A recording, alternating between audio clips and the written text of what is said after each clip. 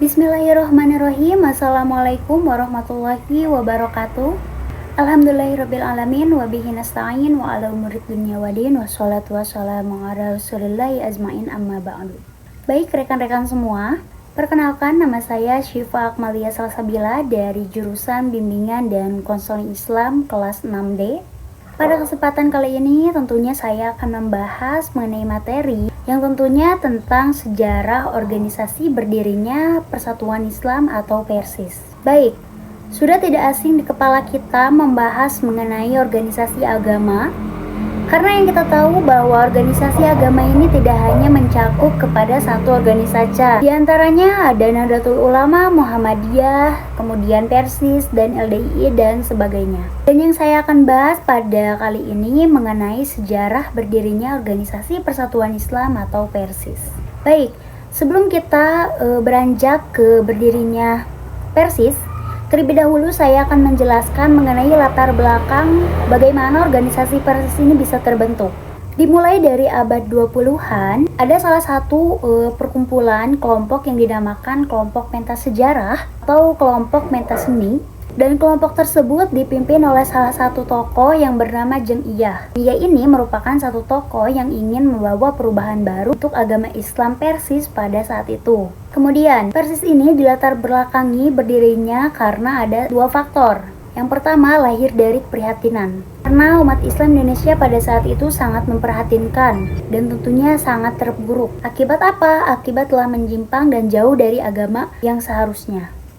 Karena Persis ini sudah sangat menyimpang dari ajaran agama, akhirnya kelompok tadi itu, pentas seni, melakukan berbagai aktivitas yang beragam. Salah satunya aktivitas dari aspek politik, kemudian sosial, dan tentunya pendidikan, yang memang harus sesuai dengan ajaran Al-Quran dan Al-Hadis. Kita beranjak ke ketujuan.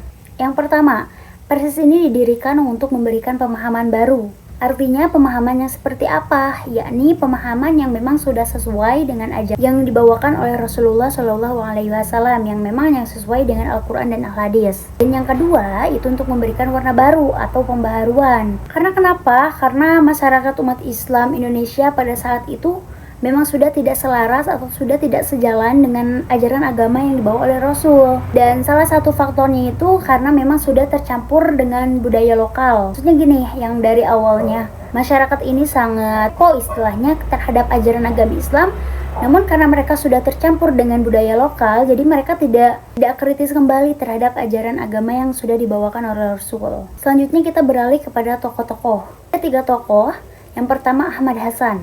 Ahmad Hasan ini merupakan ulama yang memang sudah kental terhadap ilmu hadis atau sahih, dan beliau ini merupakan tokoh yang membawa pembaruan. Artinya beliau ini hanya menekankan kepada umat Islam Indonesia bahwa Islam ini hanya bersumber kepada Al-Quran dan As-Sunnah. Selain daripada itu, ada 2 tokoh, yaitu Haji Zamjam dan Haji Muhammad Yunus. Beliau ini merupakan pendiri dari adanya satu kelompok, dan kelompok tersebut yang dinamakan adalah kelompok Tadarus. Nah, beliau ini mendirikan kelompok Tadarus bertujuan untuk mengkaji ajaran Islam yang ada pada saat itu. Jadi mereka itu menyuruh kelompoknya itu untuk meriset apakah agama Islam ini sudah sesuai dengan ajaran Al-Quran dan Al-Hadis.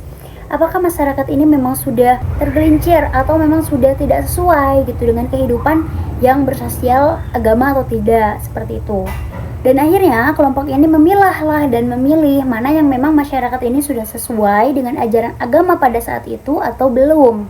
Karena mereka sudah semakin intens melakukan pengajian atau meriset tentang ajaran agama di masyarakat tersebut, akhirnya kelompok ini menyadari apa yang memang tidak sesuai dengan ajaran agama yang dahulu itu dibawakan. Dahulu masyarakat anut. Karena masyarakat pada dahulu itu tentunya di umat Islam Indonesia Persis ini memang mereka itu sudah dihadapkan terhadap kezuhudan, syirik, bahkan mereka sudah mendekati ke dalam ajaran-ajaran agama yang memang sudah sesat, seperti itu. Nah, akhirnya karena kelompok ini memang sudah berencana untuk mendirikan organisasi ini, terbentuklah organisasi Persatuan Islam ini pada tanggal 12 September 1923. Dan tentunya sudah disahkan oleh Kemenkumham, karena zaman sekarang itu disebutnya Kemenkumham, pada tanggal 19 Agustus 1935 dan diberi nama Persis ini dengan tujuan untuk mengarahkan ruhul jihad, ruhul ijtihad, dan ruhul tajdid. Tentunya Persis ini mempunyai cita-cita, dan cita-cita dari Persis ini yaitu persatuan suara Islam, persatuan pemikiran Islam, persatuan rasa Islam, dan persatuan usaha Islam. Maka dari itu, Persis merupakan organisasi yang sah yang didirikan pada abad 20 Masehi di kala itu. Terima kasih. Assalamualaikum warahmatullahi wabarakatuh.